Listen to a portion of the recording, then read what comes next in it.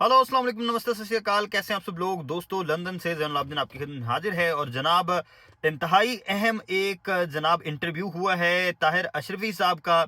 और उन्होंने जनाब एक तफसीली इंटरव्यू दिया है। 1.5 घंटे की ये गुफ्तगू थी जनाब उनके एजाज सैयद साहब के साथ। और उसमें ख़ास तौर पर जो चीज़ डिस्कस हुई वो हुई जनाब इंजीनियर मोहम्मद अली मिर्ज़ा के केस के बारे में, कि क्या उनको जो सज़ा की बात की जा रही है, क्या जो इस्लामी नज़रियाती कौंसिल ने उनके बारे में फ़ैसला जारी किया है, क्या उसकी सवाबदीद इस्लामी नज़रियाती कौंसिल को थी? क्या जो है वो इस्लामी नज़रियाती कौंसिल वो किसी की नीयत पर जो है वो शक कर सकती है?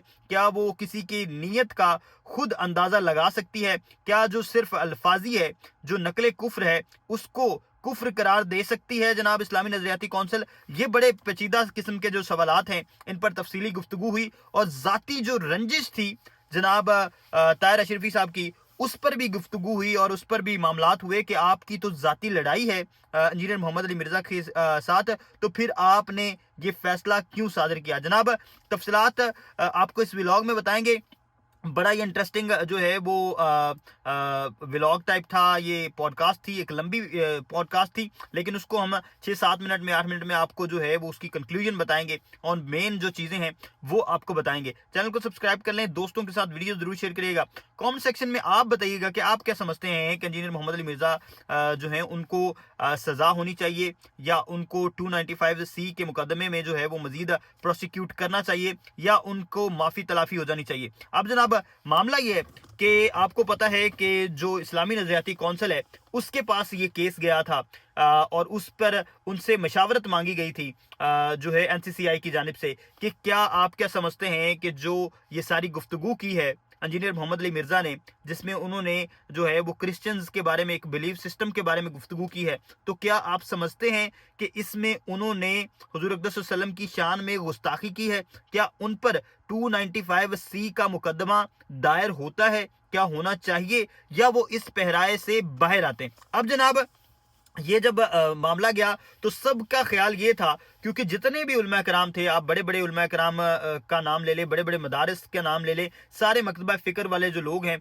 वो ये कह रहे थे कि इंजीनियर मोहम्मद अली मिर्ज़ा जो हैं वो इस तरह की किसी किस्म की कोई गुस्ताखी नहीं कर सकते। उसके पीछे वजह यह है कि जो शख्स अव्वल और आखिर दरूद शरीफ पढ़ता है, किसी भी तकरीर को शुरू करने में, किसी भी व्लॉग को शुरू करने में, किसी भी गुफ्तगू के शुरू करने में, वो कभी भी गुस्ताखे रसूल नहीं हो सकता। और अगर कोई खुदा न खास्ता कहीं पर स्लिप ऑफ टंग हुई है, कहीं पर जो है वो इस तरह का मामला हुआ है कि जहां पर उन्हें नकल कुफ्र करना पड़ा है, तो इसका मामला और इसका मतलब हरगिज ये नहीं है कि उनको गुस्ताखे रसूल करा दिया जाए। ये मुख्तलिफ किस्म के उलमा कराम की राय थी। आपने मुख्तलिफ किस्म के चैनल्स पर और उनके अपने व्लॉग्स पर, और ऐसे लोग भी जैसे मुफ्ती तारक मसूद साहब हैं जो मुखालिफ हैं, जो नज़रियाती तौर पर मुखालिफ हैं जो है वो इंजीनियर मोहम्मद अली मिर्ज़ा के, उन्होंने भी ये बात की कि ये इस पे पूरा नहीं उतरते, और इस तरह की चीज़ें अगर होती रहेंगी तो हर मौलवी, हर आलिम जो हर मस्जिद को संभाले हुए है, वो सारे के सारे इस जो है वो कटहरे में आके खड़े होंगे, और किसी ना किसी दिन वो जब नकले कुफ्र कर रहे होंगे तो उनको भी इस गिनती में ला खड़ा किया जाएगा, और उनको भी कह दिया जाएगा कि आप भी गुस्ताखे रसूल हैं। तो इससे बचने का तरीका यही है कि ये वंस फॉर ऑल जो है इसको सेटल कर लिया जाए। ये जनाब तारिक मसूद साहब ने भी कहा था, और उन्होंने ये वाज़े अल्फाज में कहा था कि ये जो मौलवी हजरात ये खुश हो रहे हैं तो इन पर भी इसका चक्कर आ सकता है। अब ये जब मामला हुआ तो उसके बाद जनाब जो इस्लामी नज़रियाती कौंसिल के पास जब ये मामला गया तो लग ये रहा था कि उनकी मशावरत यही होगी कि इस पे ये पूरा नहीं उतरते और नकले कुफ्र नहीं होता। लेकिन हैरानगी के तौर पर और हैरानकुन तौर पर आपने देखा कि सारे के सारे जो इस्लामी नज़रियाती कौंसिल के मेंबर्स हैं, उन सब की जो इज्तिमाई राय है वो ये आई कि जनाब, और किसी एक शख्स ने भी मुखालफत नहीं की, और सब के सब लोगों ने ये बात कही और बोल्ड स्टैंस लिया कि बिल्कुल गुस्ताखी रसूल की है, ना सिर्फ बल्कि गुस्ताखी कुरान भी की है। यानी उन्होंने एक एक्स्ट्रा जो सज़ा है वो उसका भी तयन किया, और एक एक्स्ट्रा गुनाह जो है वो भी कहा कि सरजद हुआ है इंजीनियर मोहम्मद अली मिर्ज़ा से। और उन्होंने कहा जनाब कि ये 295C नहीं, महज 295A भी ان پر لگنی چاہیے. آپ کو پتا ہے کہ 295A B اور C جو ہیں وہ مختلف قسم کی گستاخیوں کے بارے میں ہوتا ہے. اگر آپ قرآن کی گستاخی کریں تو 295A, اگر آپ انبیاء کرام کے بارے میں کوئی غلط جملے کہتے ہیں تو 295B, اور اگر آپ جناب حضور اقدس صلی اللہ علیہ وسلم کی شان میں گستاخی کرتے ہیں تو اس کا 295C کا مقدمہ ہوتا ہے. تو انہوں نے ایک جو جناب ان پر مقدمہ ہے اس میں اضافہ کر دیا اسلامی نظریاتی کونسل نے. اب اس کے بعد بہت ساری جو ہے وہ گفتگو ہوئی, بہت سارے جو ہے آپ کو پتا ہے اسلامی نظریاتی کونسل کے جو چیئرمین ہیں ان کے ساتھ جو راغب نعیمی صاحب ہیں ان کے ساتھ ایک زہیب علی بٹ نے پوڈ کاسٹ کیا. اس میں وہ کوئی خاطر خواہ جواب نہیں دے پائے اور بتا نہیں پائے کہ بیسیکلی وجہ کیا ہے اور کیوں یہ فیصلہ کیا گیا. انہوں نے کہا کہ ہمارے پاس یہ چیز آئی اور اب جو طاہر اشرفی صاحب ہیں ان کی بات میں اور راغب نعیمی صاحب کی بات میں بالکل جو 80 ڈگری کا ہے اس کا جو ہے وہ فرق آ رہا ہے اور وہ بالکل مختلف قسم کا جو ہے وہ چیز وہ کہہ رہے ہیں جو انہوں نے کہا تھا. اب جناب راغب نعیمی صاحب کا کہنا یہ تھا کہ ہمارے پاس یہ بات آئی, ہم نے صرف یہ دیکھنا تھا کہ وہ جملے جو ہیں وہ کس کانٹیکسٹ میں بولے گئے اور ہم نے بس ان جملوں پر اپنی رائے دینی تھی. لیکن طاہر اشرفی صاحب کہہ رہے ہیں کہ ہمیں فیصلہ دینا تھا, ہمیں حق حاصل ہے, ہم فیصلہ دے سکتے ہیں. اعزاز سید صاحب ان کو پوچھتے رہے کہ آپ تو رائے دینے کے قائل ہیں, آپ کو تو رائے دینی چاہیے, اسلامی نظریاتی کونسل کا کام ہے رائے دینا. اور انہوں نے یہ خود بھی کہا طاہر اشرفی صاحب نے کہ مختلف جو کیسز ہیں وہاں پر سپریم کورٹ جو ہے وہ ہم سے رائے مانگتی ہے, تو مختلف کیسز میں آپ رائے دیتے ہیں, لیکن یہاں پر آپ نے باقاعدہ طور پر فیصلہ سنا دیا. پھر انہوں نے کہا جی فیصلے اور رائے میں کوئی فرق نہیں ہوتا. کیوں نہیں ہوتا فرق؟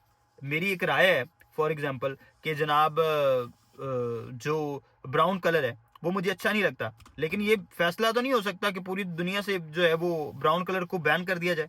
اس طرح نہیں ہوتا. رائے اور فیصلے میں بالکل ایک واضح قسم کا فرق ہے.